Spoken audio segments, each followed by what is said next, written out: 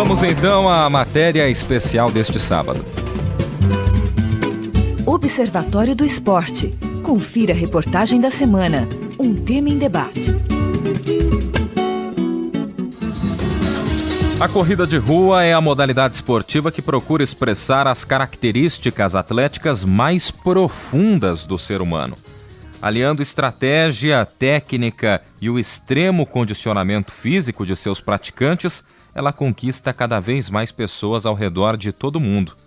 Esta prática começou a se difundir mais fortemente após a vitória do norte-americano Frank Shorter nos Jogos Olímpicos de Munique, em 72. Em um fenômeno que ficou conhecido como Running Boom, as corridas se difundiram pelos Estados Unidos e de lá se espalharam pelo mundo. Recentemente, a modalidade tem sido indicada por médicos e também personal trainers como uma maneira de melhorar o bem-estar físico e emocional. Márcio Pereira da Silva, professor do Departamento de Educação Física da Unesp Bauru e especialista em atletismo, comenta o porquê dessa indicação. Além da fácil execução, o fato de poder ser praticado em espaços diversos, o que daria maior autonomia por parte do praticante. Associado à melhoria da condição cardiorrespiratória, considerado por muitos uma das principais capacidades físicas a serem desenvolvidas e que guarda uma relação muito próxima com o nível de aptidão e o estado geral de saúde, esse é o motivo da indicação. Entretanto, o professor Márcio aponta alguns preparos necessários para o início da prática esportiva. É necessário conhecer o estado inicial de aptidão da pessoa, para a partir daí elaborar um programa adequado, definindo o número de estímulos que teria na semana e que estímulos seriam esses. Com isso, a gente busca minimizar os riscos associados à prática da atividade regular. O especialista em atletismo, Márcio Pereira da Silva, recomenda ainda outros cuidados, muitas vezes esquecidos pelos iniciantes. Existe também a necessidade de respeitar alguns cuidados com relação a horários de treino, já que em horários mais quentes, além da exposição direta ao sol, que traz já problemas no que diz respeito à saúde da pele, também tem o desconforto da temperatura e a desidratação natural que acontece nesse tipo de situação. Então existe a necessidade de buscar horários em que essa temperatura não seja tão alta e, se houver a necessidade de se expor a esses horários, tomar alguns cuidados, como a utilização de protetor solar, o uso de boné, de roupas mais claras para permitir o transpirar mais fácil, para que essa temperatura não fique tão elevada. Uma outra preocupação que tem que ter também é em relação aos locais em que corre, uma vez que se existe uma demanda muito grande de treino ao longo da semana em superfície dura, esse impacto constante pode gerar sobrecarga em algumas estruturas e trazer inflamações. Entre os profissionais, esse crescimento dos amadores é visto de maneira muito positiva. Segundo o Bruno de Souza, ex-atleta da equipe do Cruzeiro, são eles que mantêm as premiações das provas que auxiliam na manutenção dos atletas. Amadores, eles que faz a corrida praticamente, Os profissionais vai mais para bater recordes, mais para bater premiações. Hoje a corrida de rua cresceu bastante, tem várias assessorias, muitas pessoas formando educação física, temos um grande crescimento em todo o Brasil, Entretanto, esse aumento não é o bastante para que algumas equipes deem atenção maior aos seus atletas. É o que Bruno aponta ao citar o caso de sua antiga equipe, o Cruzeiro. Porque o clube o pessoal da diretoria lá só acha que é futebol, a vantagem deles, e dispensou mais ou menos umas 15 pessoas. Agora eles vão ficar com 10 atletas só, no máximo. Aí agora eu estou sem clube, estou até à procura de um clube. Então, eu não tenho raiva do pessoal, assim, sou amigo deles, tudo. Mas quem sabe volta futuramente, é crise financeira do clube, Infelizmente, vai fazer o quê? Correr atrás de outras coisas. Na cidade de Bauru, como em outros lugares, a modalidade também cresce. Fabiane Vieira da Costa, diretora do Departamento de Lazer da CEMEL, fala sobre o panorama deste esporte na cidade. É uma modalidade que vem crescendo aqui na cidade.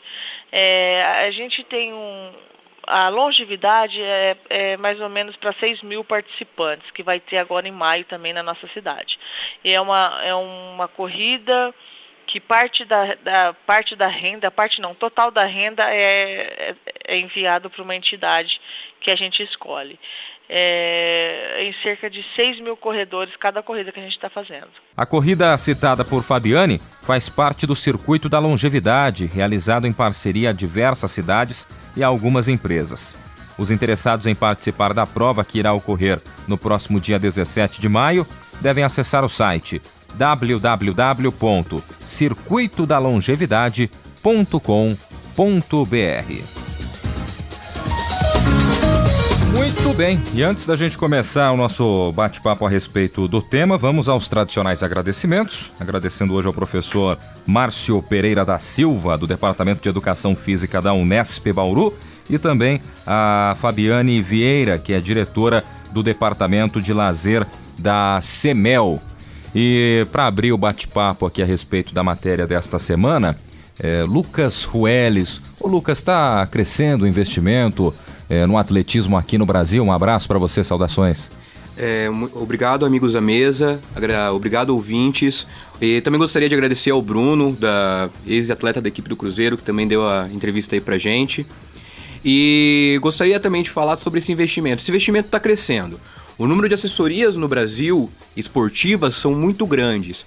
Sem contar que, além da participação desses atletas nessas provas que geram premiações, esses atletas também têm a participação em equipes amadoras que vão contratar profissionais para poder gerar nome para a equipe, gerar visibilidade. Então o dinheiro está entrando. Ainda assim, no Brasil, em véspera de Olimpíadas, a gente tem atletas sendo despedidos e sendo cortados da equipe por falta de investimento. E a gente tem atletas que estão trabalhando em condições muito baixas de qualidade de vida. Então, ao mesmo tempo que a gente tem um cenário de extremo crescimento, a gente ainda não tem um reflexo disso para os atletas. A grande maioria ainda ficando nos clubes, que tem uma estrutura, como a gente cita sempre aqui no Observatório, e são estruturas voltadas pro futebol, sabe? E que esquecem outros esportes. Até porque esses esportes não têm destaque. Não tem destaque pro público, que o público vai cobrar desses times. Então, apesar do aumento aí, né, da aceitação do próprio público e praticantes, a estrutura ainda é amadora, podemos colocar assim. Isso, porque, por exemplo, citando o caso do Bruno, ele era da equipe B do Cruzeiro, ele que deu a entrevista pra gente. Eu estive conversando com ele depois da matéria, da entrevista que a gente fez, e ele me comentou comigo, por exemplo, que ele se desdobrava ainda em 2 outras funções para conseguir se manter em Belo Horizonte. E ainda assim ele não morava em Belo Horizonte, ele morava em Uberlândia. Então, e tinha atletas dali que ganhavam a passagem, claro, da equipe do Cruzeiro, mas que vinham no Nordeste para treinar, sabe? Então, por mais que exista uma proximidade geográfica de Minas com o Nordeste, ainda assim é um lugar muito longe para os atletas irem treinar. Então, falta investimento, falta dinheiro. O Bruno trabalhava ainda como auxiliar técnico e como assessor de comunicação da equipe de atletismo. Foi assim, inclusive, que eu tive contato com ele. Então, não tem uma visibilidade para esses atletas, não tem ainda um cenário que olha esse esporte, por mais que ele seja um esporte que atrai as pessoas. Bem, eu acho que a gente tem primeiro fazer uma distinção, né, Zeca, Carlão, Lucas, né, uma distinção entre se isso é esporte ou atividade física. Né, porque eu acho que a gente, de certa forma, eu acho que a gente encara isso mais como uma atividade física. É que tem as duas. Tem as duas coisas misturadas. Para quem é atleta profissional e se inscreve numa prova de rua, mesmo de curto percurso, ele está fazendo daquilo uma atividade de treino. Obviamente que Sim. Ele quer ganhar porque tem uma premiação em espécie, em dinheiro. Em espécie, e isso conta pontos para que ele possa... Mas quase sempre é uma etapa de treinamento que visa uma prova maior, uma maratona, uma meia maratona com atletas profissionais. Tem o outro lado, que essas provas de rua, essas provas de pedestrianismo, Tucameli, elas são organizadas por empresas que encontraram um grande filão. Com ações de marketing. Com ações de marketing, porque a inscrição é cara e dá direito a uma medalhinha, uma camiseta. Eu fazia parte em São Paulo, era associado da Corpore, que foi uma das pioneiras em organizar esse tipo de prova nas ruas de São Paulo. Agora, o grande contingente, 95% dos participantes, não são atletas profissionais, são atletas de finais de semana ou gente que tem uma atividade física regular, mas que participa daquilo para superar a marca anterior. Às vezes como uma forma de diversão, até de turismo, de fazer excursões para determinadas cidades, para depois participar da corrida. Carlos Napolitano participou dos eventos. É um baita de um evento social, né? Um encontro. É igual encontro de motociclistas. É a mesma coisa. As pessoas, que elas gostam de se agrupar, né? Então tem o motociclista, o ciclista, o jipeiro. E tem as pessoas agora que descobriram a corrida de rua e que se organizam para isso, né? Eu participei, comentei aqui no programa há 2 anos, eu participei da volta da USP, e eu achei uma congregação ali de pessoas muito interessante, muito legal, quer dizer, as pessoas se conhecem, brincam. Acho que isso é o lado legal da corrida de rua, ou seja, a pessoa está fazendo uma atividade esportiva, uma atividade de lazer, está melhorando a sua saúde, a sua condição de vida e está se divertindo. Acho que esse é o grande... Para mim, há 2 questões interessantes. Primeiro, é oferecer uma atividade física para que as pessoas ocupem a cidade, ocupem as ruas e que possam passar por lugares, trechos de avenidas e de ruas a que normalmente eles não têm acesso. Então, por exemplo, em São Paulo é comum, nas manhãs de domingo, a Avenida 23 de Maio, que é uma grande artéria da cidade, liga o centro até o aeroporto de Congonhas, a 23 de Maio, vez ou outra, está interditada em alguns trechos para que haja essas provas da Corpore e de outras entidades, né? O Pão de Açúcar, por exemplo, já faz tradicionalmente a maratona de revezamento em setembro, que coincide com o início da primavera. E tinha o circuito Pão de Açúcar também, até o próprio Bílio Biniz. Ainda faz. Eu até o ano passado fez a maratona Pão de Açúcar. E eu participei 2 vezes dessa maratona, é interessante. E na ocasião, o que o Pão de Açúcar fazia? Tinha atletas financiados pelo próprio Pão de Açúcar, que obviamente eram aqueles que iam vencer a prova, porque isso também representava uma exposição midiática para a própria empresa. Então acho que é interessante, é uma forma de o cidadão ocupar a cidade em locais e horários em que normalmente ele não poderia ocupá-la. E realizar atividade física. Realizar uma atividade física e, ao mesmo tempo, poder se exercitar com essa comunhão social, de agrupamento. Eu participava da Corpore, comecei a participar em 2003. E no início eram provas que reuniam 800 pessoas, 1.000 pessoas. E em pouco tempo, em cerca de 2, 3 anos, as provas começaram a reunir 4.000, 5.000 pessoas. Algumas provas 10.000 pessoas. E aí eu parei de correr porque também passou a ser algo pouco prazeroso. A grande quantidade de público fazia com que fosse difícil o acesso, a própria participação na prova. Você fica quase 2 quilômetros para poder se distanciar e poder correr com tranquilidade, porque no início, o primeiro quilômetro é você quase se acotovelando com os demais participantes. Depois, a dispersão é complicada. Então, esses eventos de 10.000 pessoas passaram a ser um pouco prazerosos. E o grande exemplo, acho que, de uma prova que congrega essas 2 atividades é a São Silvestre. São Silvestre tem ali cerca de 1.000 atletas que vão para disputar mesmo, somando homens e mulheres. Talvez tem 1.000, né? Uns 500 atletas. E o resto são pessoas que... É uma grande festa popular. Querem aparecer na televisão, vão fantasiar. É um carnaval, né? Um carnaval de final de ano que fecha o ciclo. Eu me diverti. Acordei cedo, tomei chuva, passei frio e me diverti. Olha que legal. Você correu a São Silvestre? Não a São Silvestre, aqui é a volta da USP. Quantos quilômetros? Foram 5 só. Hoje tem as provas 5K, 10K. Então, eu quero dizer que eu participei da São Silvestre em 1998. E o meu desafio é participar da prova de São Silvestre neste ano de 2015. Vou começar a me preparar para correr a prova no final do ano em São Paulo. Está se preparando já? Eu comecei no dia 1º de maio. Convida o Fleury, leva o Fleury junto. Nosso diretor está precisando. O Fleury pode ser o meu diretor técnico. Fleury já começou a se preparar, já está cuidando já do manutenção do corpo, tá? Aquela coisa toda. Grande Fábio Fleury, o nosso diretor. O Paulo Pepa também, né? Corre com uma facilidade extrema, né? Não, agora eu tenho que ser obrigado a falar. Fleury e Pepa, não sei, mas Silvestrinho, nosso diretor de programação, é um belo atleta. Aliás, dá para levar metade da Rádio Nesp, né? Para participar da São Silvestre. Campeão Master, Sênior. Eu concordo quando vocês falam da corrida como evento social, mas eu falo assim, até como eu tenho um familiar que corre, eu falo do exemplo que eu tenho mais próximo de mim, que é o exemplo do meu pai. Meu pai é corredor, ele começou inicialmente com o padrão de querer correr uma prova, com o sonho de correr uma prova, porque ele já foi atleta e queria retomar esse trabalho de atletismo. E pouco a pouco isso foi tomando um caráter dentro da vida dele que hoje não tem como não falar dele como esportista amador. Porque uma pessoa que vai viajar para a Europa e viaja na Europa pensando em que prova ele vai poder correr lá, a pessoa já está vivendo com uma visão de que isso é o esporte que ela pratica. Porque eu vejo o esporte não só como aquela coisa, talvez até o Zeca aí, que vai me explicar melhor isso, vai entender melhor que isso, como não só como aquele aspecto da gente estar competindo numa prova, no nível profissional, mas também como algo que a gente pratica no nosso dia a dia, que tem uma participação cultural muito forte na nossa vida. Então, em alguns casos, o atletismo, a corrida de rua, ela entra como um esporte no fator cultural. Dentro desse ponto de vista, eu acho que mesmo esses amadores, esses corredores que vêm nisso, um evento social, eles vão pouco a pouco tomando uma paixão por isso, que vai virando um esporte. O mesmo caso do teu pai foi o meu, né? Eu também tinha um sonho de correr uma corrida, corri, acabou o sonho já. Não Tá certo. Eu queria levantar 2 pontos que eu acho de extrema importância. Uma foi apontado pelo professor de Educação Física aqui da Unesp, né? Eu acho que todos nós aqui, durante um tempo... corri durante praticamente um ano, depois meus joelhos não suportaram a pressão, eu tive que parar, né? Então eu falo até com uma certa propriedade. O que a gente vê de gente sem preparo, com uso inadequado de equipamentos, correndo no verão ao sol do meio-dia, com o calçado inadequado, sem preparo, às vezes a gente nota que está um pouco acima do peso e forçando a corrida com uma joelheira de elástica, que isso mascara algum possível futuro problema. Então acho que isso é muito importante também, a pessoa ficar atenta que tem que ter acompanhamento correto. Isso te dá um grande prazer por conta da endorfina, correr te dá muito prazer, né?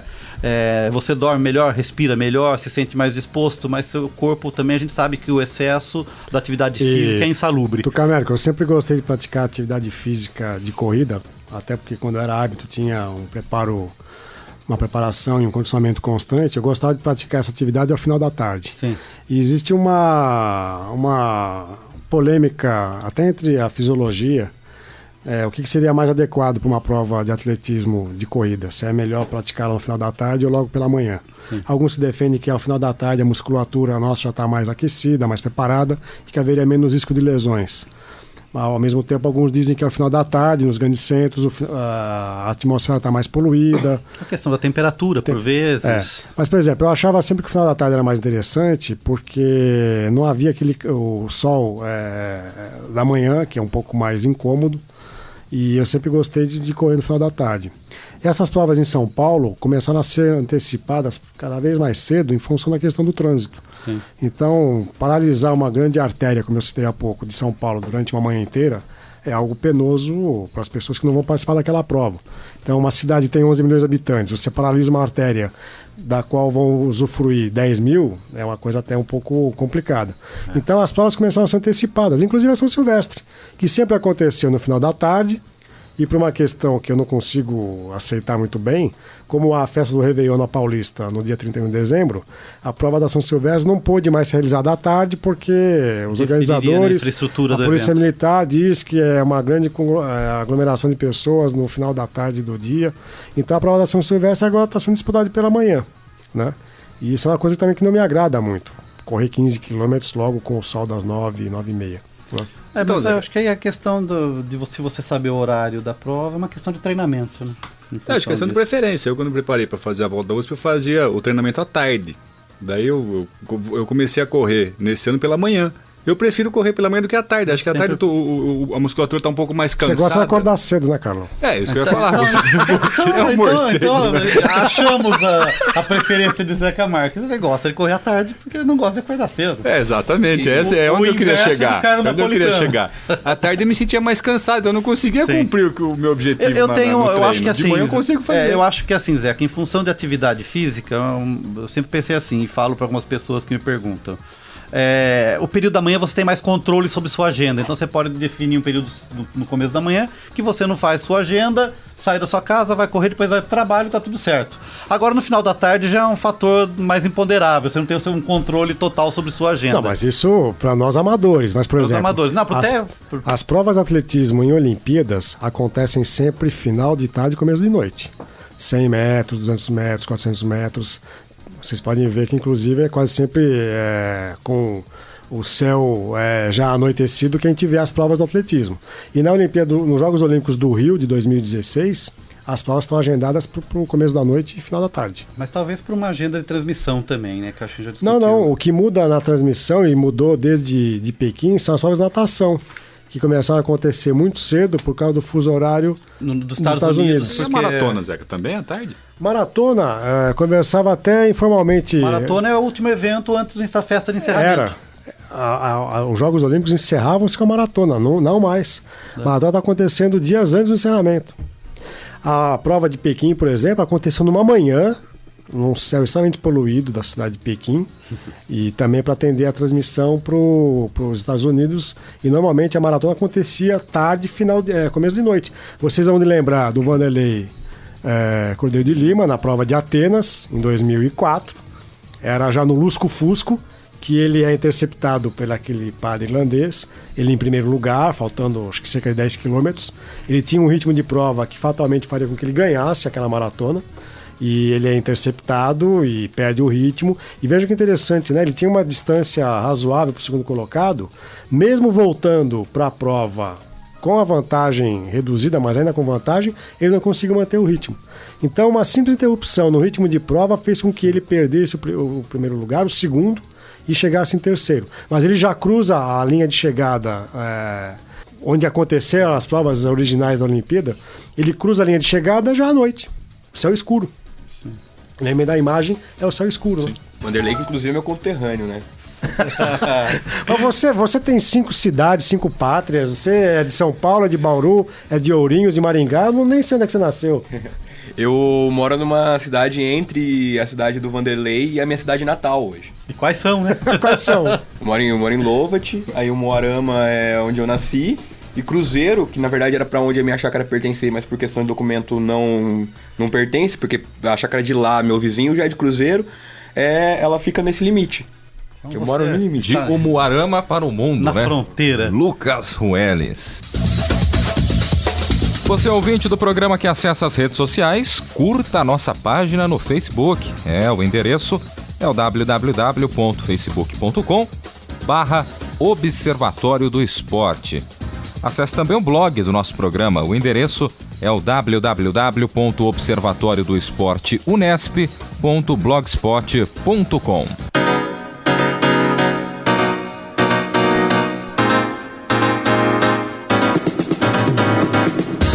E o Observatório do Esporte vai ficando por aqui. Teve a minha apresentação, Guilherme Dias, com os comentários de Carlo Napolitano, Tuca Américo e Zeca Marques. Equipe de reportagem com André Magalhães, Lucas Rueles, Heitor Facini, Thiago Pavini e Vitor Almeida. Direção de Fábio Fleury. Produção técnica de Paulo Pepa. O Observatório do Esporte é um projeto de extensão universitária financiado pela PROEX, a Pró-Reitoria de Extensão da Unesp. O Observatório volta no próximo sábado com a apresentação do Pedro Norberto e também do Heitor Facini, né? Eu ficarei aí um mês afastado das nossas gravações. Recesso, né? Período de férias. Também sou filho de Deus, tenho direito de descansar um pouquinho. Mas, com certeza, você, ouvinte da Unesp FM, vai ficar muito bem acompanhado, né? Com toda essa equipe de comentaristas e também com a apresentação tanto do Pedro Norberto como também do Heitor Facini. Tá certo? Fica o convite para você. Observatório do Esporte. Informação além das 4 linhas. A Unesp FM apresentou Observatório do Esporte, o programa que dá bola a todas as modalidades esportivas.